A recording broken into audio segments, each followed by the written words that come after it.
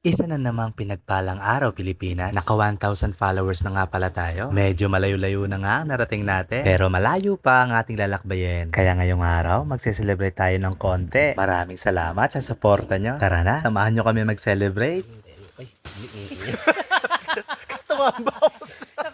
Medyo tinanghali na nga ng gising ang ating bida. May hangover pa nga yata. Napasabak na naman kasi kagabi. Kaya medyo napagod ang ating bida. Medyo marami na kasi ang nag-aabang para makapagpa-picture sa kanya. Sikat na kasi talaga siya sa barangay namin. Kaya ang ating bida, kahit pagod na, ay mag-shoot pa rin para sa inyo. Sabi nga nila, di baling pagod, basta pogi. Naks naman talaga no? Alam ko namang walang duda ron. Medyo malayo na nga ang nalalakbay namin. Hindi lang pala medyo, napakalayo na. Ang pinaka-challenge pa kasi dito ay puro paakyat. Dito na nga yata ako mangangayayat. Kaya pagdating namin sa aming destinasyon, ay isa akong napaka-poging pagod na pagod. Paano ba naman? Nakasunglass no? Tag 75 kasi na fully paid. For today's video nga ay makakasama natin ang mga extra. Pero teka, magbuko muna tayo. Nakakapagod kaya no? Ikaw kaya? Gumagawa na nga ang ating bida ng mga pagsasaingan. Medyo marami-rami kasi ang ating lulutuin. At pupuntahan pa natin mamaya ang napakagandang view dito. Abangan nyo na lang maya-maya lang. Dito nga pala kami magluluto sa ilalim ng Katmon tree. Ewan ko lang kung may nakakalam sa inyo ng prutas na ito o puno na ito. Basta ang alam ko nakakain ito. Dito nga ay walang problema sa panggato. Marami kasing unlong at bagol o bao. Kaya kailangan mo lang talaga maging resourceful. Kung pagiging resourceful nga ay nandiyan ang ating bida. Di ka talaga magugutom pagkasama mo siya. Kaya nano pa, asawahon mo na. Badi unahan ka pa sin iba. Kahit for content lang, pwede na yun. Magsasaing na nga kami ng bigas. Medyo nga dinamihan na namin. Kasi may dalawa kaming kasama na malakas kumain. Di bali na nga sobra, wag lang bitin. Pag nasa bundok ka kasi, parang lagi kang gutom. Mabibigat kasi ang trabaho dito. Kaya maya't maya ay gugutumin ka talaga. Ayan na nga, iniin na ang kanin. Kaya pupuntahan na natin ang malaparaisong lugar dito. Ang tinatawag na Tagudtod. Kaso, bago ka makapunta, ay mangangatog talaga ang tuhod mo. Tara na, samahan na ako makihingal.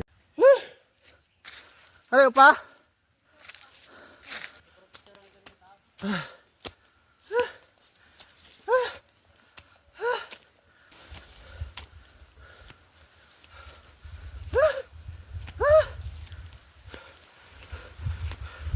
Wow!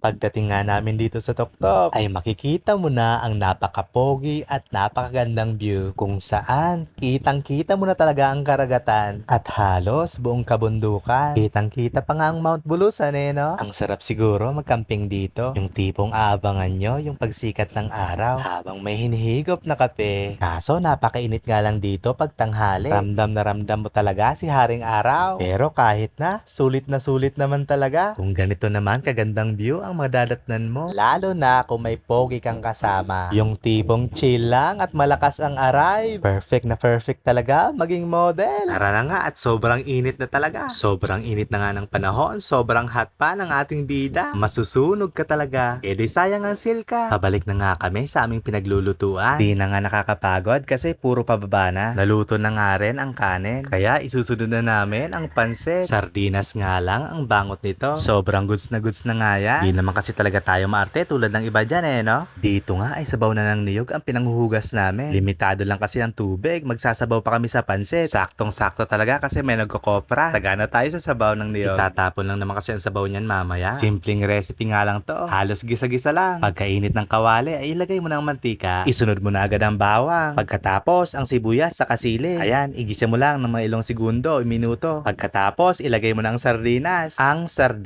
Kaso nga ay linagyan na ng ating bida ng tubig bago ang sardinas. Dahil nga malapit na magtanghali ay magluluto na rin ang ating mga extra. Ito nga ay talbos ng gabi. Tapos paaasiman natin yan ng kalpe. Hindi po yan dalandan parang kalamansi po yan na malaki. Kalpe po ang tawag sa amin yan. Sa inyo ba? Anong tawag nito? Ayan na nga po, piniprepare na ang lahat para mamaya pagkaluto ng pansit ay isasalang na lang to. Kailangan nga ay binubusisi mo muna ang nakalukot na dahon. Minsan kasi ay binabayan ito ng mga uod. Ito nga ang recipe na paborito paborito ng mga may hangover. Napakasarap naman kasi talaga ng sabaw nito. Ayan na nga, kumukulo na ang hindi gisadong sardinas. Kaya linagay na ng ating bida ang noodles. Kaya alam nyo na kung paano magluto ng pansit na may sardinas no? Iba kasi talaga magluto ang ating bida. Di mo kasi talaga basta-basta mahuhulaan kung ano ang susunod niyang gagawin. Malapit na nga maluto ang ating pansit na may sardinas. Kaya pine-prepare na nga ni Kuya Paps ang sinauan. Sasahugan nga din namin ito ng daing. Ayan na, pine-prepare na nga ang ating pangpaasim sa sinauan. Wala nga kaming mangkok, kaya sa bagol na lang namin ilalagay o sa bao. Mga 5 hanggang 6 na piraso nga ay saktong-sakto na to. Ito na nga lang, inaantay para maisalang na ang ating sinauan. Luto na nga ang ating pansit na may hindi gisadong sardinas. Kaya sinalang na rin ang ating sinauan. Pinapakuluan nga lang to kasabay na yung mga sangkap. Asin nga lang muna tsaka betsin yung linagay dito. Papakuluin nga lang natin siya ng konti. Pagkatapos ay pwede nating ilagay ang pangpaasim.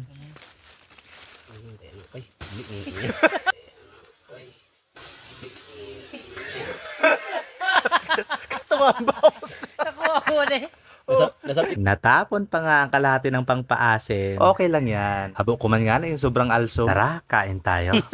Mas ang sa kinubos mo ito kabuta. Naubos kayo. Tama lang ito. Malamagatin na siya simpanhaw, no?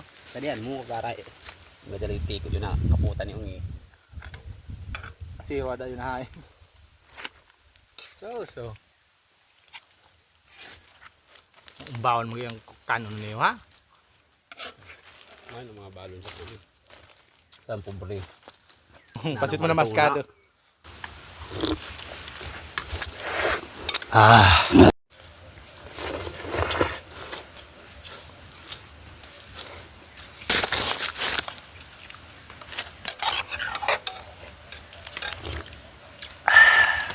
Kita. Ang tunay.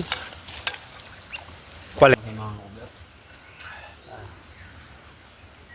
Pagkatapos nga ay bumalik na nga rin sila sa kanilang ginagawa. 2 araw na pala sila dito. Hindi pala sila yung may-ari nito. Sila lang ang nagkokopra. Bale, ang usapan pala dito ay 50-50 ang hatian. Halimbawa, 1 million ang benta ng kopra. Eh di may kahati sila na 500,000. Eh dalawa lang naman sila. Titig 250,000 sila. Ganon ang kalkulasyon. Ang problema nga lang ay halimbawa lang yon. Eto na nga ang paborito ko. Eto nga ang inaabangan ko pag may nagkokopra. Ang manguha ng buay. Yung maliliit nga lang yung kinukuha ko. Mas masarap kasi pag ganito kaliit pa. Todo sawa nga ako kakakain ito. Sobrang dami kasi. Matagal na kasi bago may huling nagkopra dito. Kaya karamihan ng bunga may buay na. Alas 3 na nga ng hapon at magkakape na naman kami. May dala palang kape ang ating bida. Wala nga kaming tasa kaya sa baon na lang kami magtitimpla. Ang survival talaga itong mga kasama ko. Kape is life talaga no? Kahit gaano kainit ang panahon, walang makakapigil sa taong mahilig magkape. Tingnan mo naman kung anong kinukuha ng ating bida. Dahil wala tayong kutsara, tangkay ng baganito ang gagamitin niya para panghalo. Di lang sana kami ma-food poison ito no? Hindi naman siguro kasi nakaka-voice over pa naman tayo Dahil tayo nga ang pinakamayaman dito, ay sa cup noodles tayo nagtimpla. Pag cup noodles ang gamit mo, ay tunay na mayaman ka talaga. Medyo napahaba na nga ang ating istorya. Maraming salamat po sa 1,000 followers. Maraming salamat po sa walang sawa niyong panonood. Muli, isang pinagpalang araw sa ating lahat.